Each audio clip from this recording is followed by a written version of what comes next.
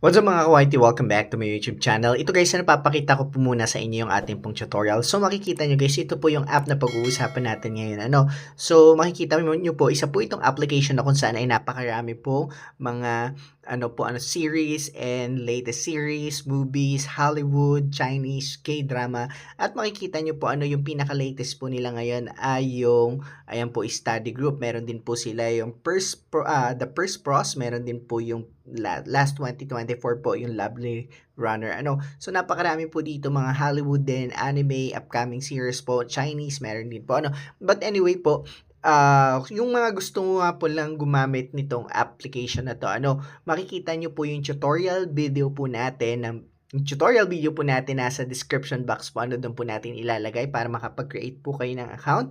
Ayan po, at panoorin nyo po muna kung paano mag-create ng account. Anyway, ayan po, ito makikita nyo po, mag-change po tayo ng team. Ito po ay napapalit-palitan po ng team. Ayan po, pag click natin yung 3 line dito sa taas, ayan po, itong 3 line na to. Ayan, makikita nyo po dito yung team. Ayan po, makikita nyo, pwede nyo pong gawing purple.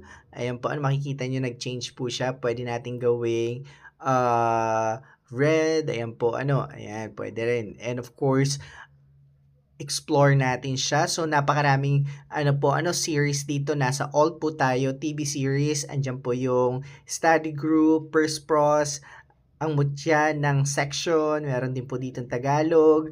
Merong Always Home. Napakarami po mga TV series po dito at movies po. So, sa movies tayo, nandito rin po yung mga bago natin. Meron pong international and Korean movies po dito. Tidal Wave, meron pong mga Chinese sa Kingdom, nandito rin po. And ayan po yung Bogota, nandito City of the Lost 2024, nandito rin po. Anyway, so ang tutorial lang po natin dito actually sa totoo lang ay yung pong paano mag-change ng team. Pero pinakita ko rin sa inyo, baka interested po kayo na i-download itong app na to. Makikita nyo nga po ito sa ating pong description box yung tutorial po natin. So i-check nyo po. Maraming salamat. See you around. God bless you. Thank you guys.